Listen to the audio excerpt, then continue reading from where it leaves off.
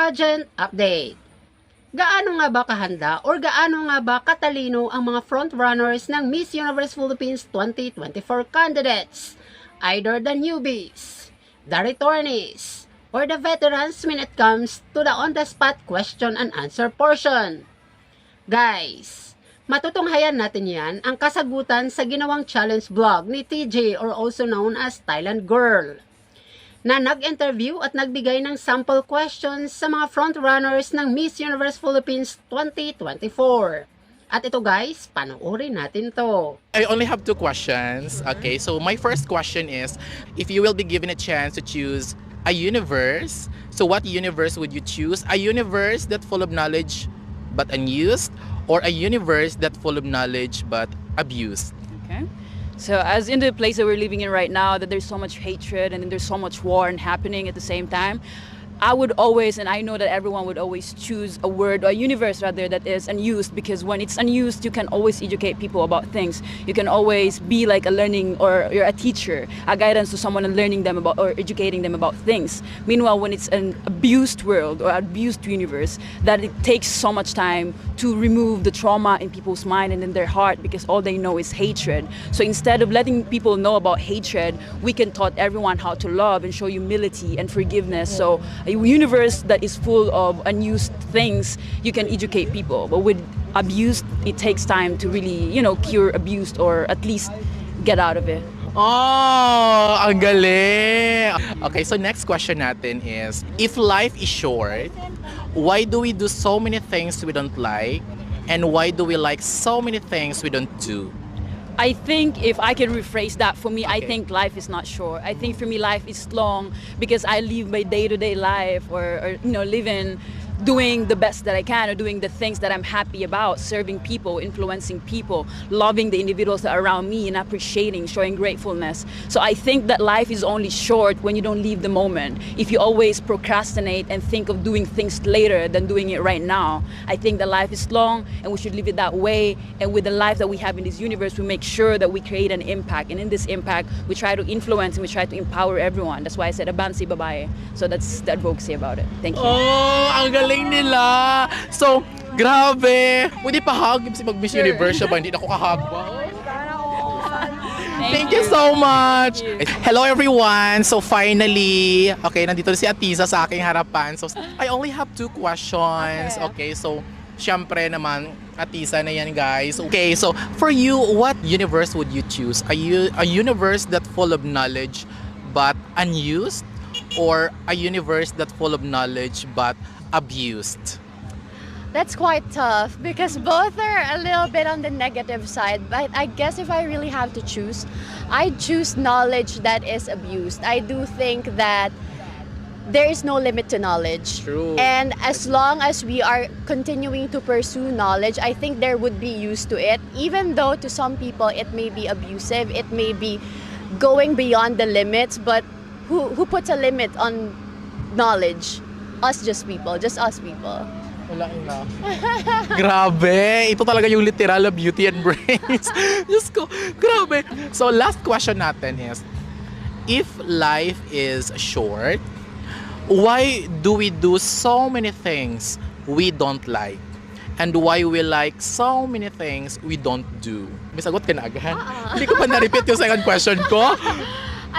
I think that that's the funny thing about people. We are all complex and complicated, and I think we're all just trying to figure it out. We're all living life for the first time.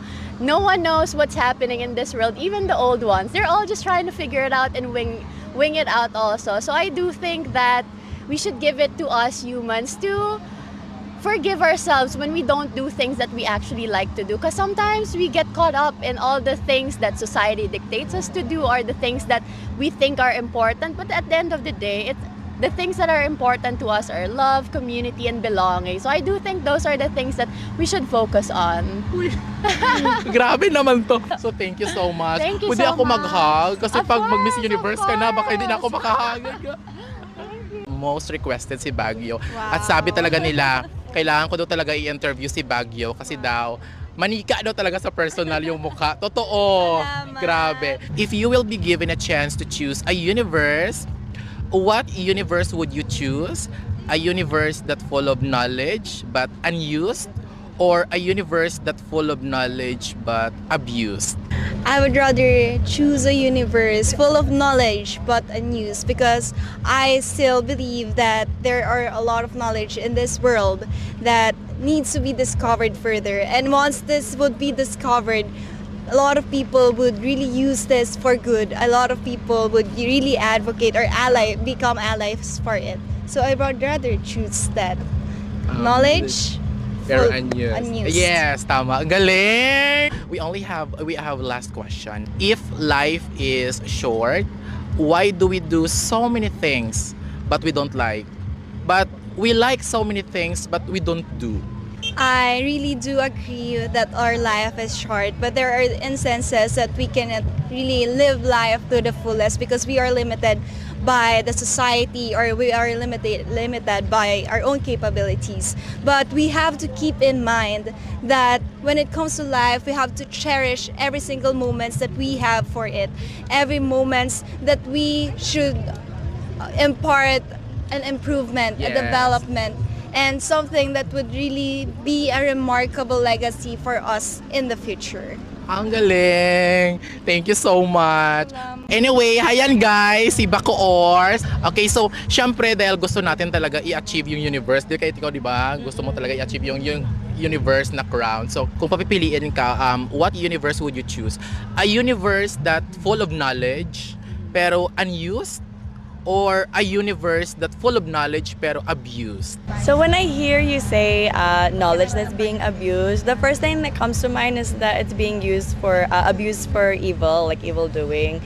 Ayoko ganon. So I would rather knowledge go to waste and be unused rather than people use their knowledge for evil.